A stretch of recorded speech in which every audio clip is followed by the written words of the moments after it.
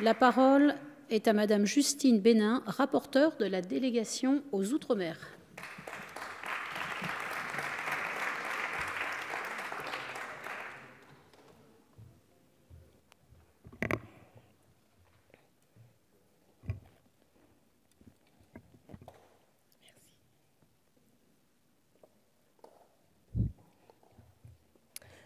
Madame la Présidente, Madame la Ministre, Madame la Présidente de la Commission des Affaires sociales, Mesdames et Messieurs les rapporteurs, mes chers collègues.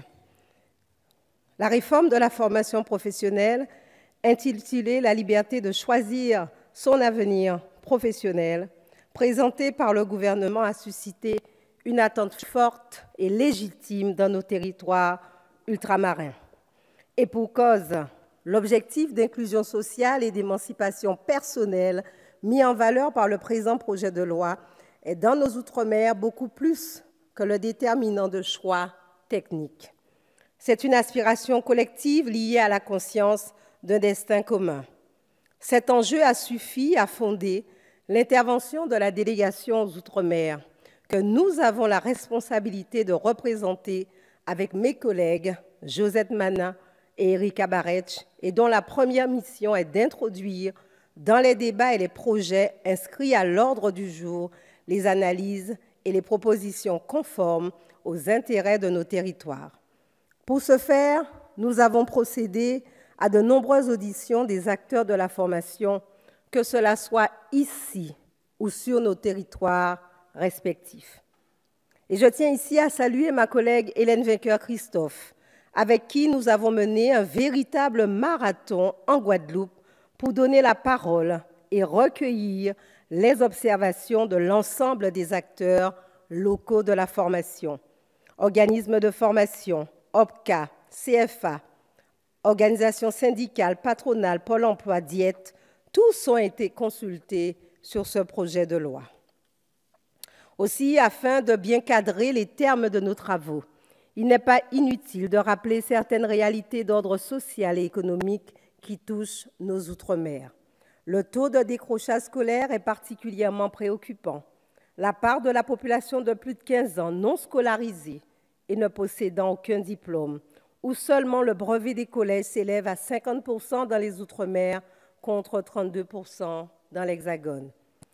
Quant à l'illettrisme, les chiffres recensés lors de la Journée défense et citoyenneté de 2016 font apparaître que le taux de jeunes présentant des difficultés en lecture est très supérieur dans les Outre-mer. Il est de 30% en Guadeloupe, à la Martinique et à La Réunion, de 48% en Guyane et jusqu'à 73% à Mayotte. Il est également important de rappeler que le taux de chômage des jeunes de 15 à 24 ans est significativement plus élevé que dans l'Hexagone, approchant voire dépassant la moitié de la tranche d'âge. Il est en Guadeloupe de 55%, à La Réunion de 52%, à Mayotte et en Guyane de 46%. Ainsi se crée un enchaînement négatif. La situation de l'emploi rend nos populations particulièrement sensibles aux aléas économiques tout en accroissant les difficultés éprouvées dans l'évolution des carrières professionnelles. Mes chers collègues, vous l'aurez compris, l'enjeu majeur que constitue la formation professionnelle pour les Outre-mer appelle à l'évidence un examen approfondi et la recherche de solutions idoines.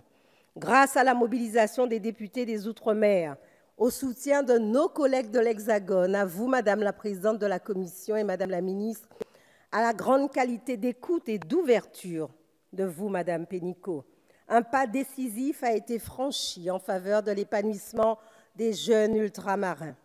À l'occasion de la discussion en commission des affaires sociales, 2 amendements issus des travaux de la délégation aux Outre-mer ont été adoptés à l'unanimité. Ils prévoient d'expérimenter la possibilité pour un jeune d'exécuter pour une année son contrat d'apprentissage ou de professionnalisation à l'étranger dans son environnement régional. Pour nos jeunes, cette mesure constitue une véritable chance de découvrir leurs bassins régionaux et d'acquérir des compétences tant personnelles que professionnelles. Cette réussite commune grandit le travail parlementaire et permet pas à pas de faire reconnaître les spécificités de nos territoires. Afin d'aller plus loin, Madame la Ministre, Au cours de travaux en commission, vous avez formulé une proposition sur laquelle je souhaiterais revenir aujourd'hui. Si j'admets que le recours aux ordonnances est dans le contexte actuel et pour atteindre l'objectif qui est le nôtre, une solution pragmatique que nous avons approuvée sous le principe, je me dois également de souligner que pour un parlementaire, ce recours n'est jamais anodin et sans risque.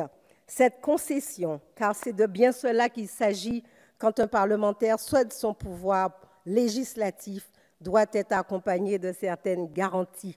Aussi, madame, j'en appelle aujourd'hui à votre responsabilité, comme vous avez toujours su faire preuve, et à votre sens de dialogue et de la co-construction, afin que je puisse, en ma qualité de co-rapporteur pour la délégation aux Outre-mer, être associée à l'élaboration de ces ordonnances. Avant cela, de nouveaux amendements issus des travaux de la délégation aux Outre-mer vous seront présentés pour poursuivre et affiner l'adaptation nécessaire de ce texte à nos réalités et à nos particularités. Je vous remercie.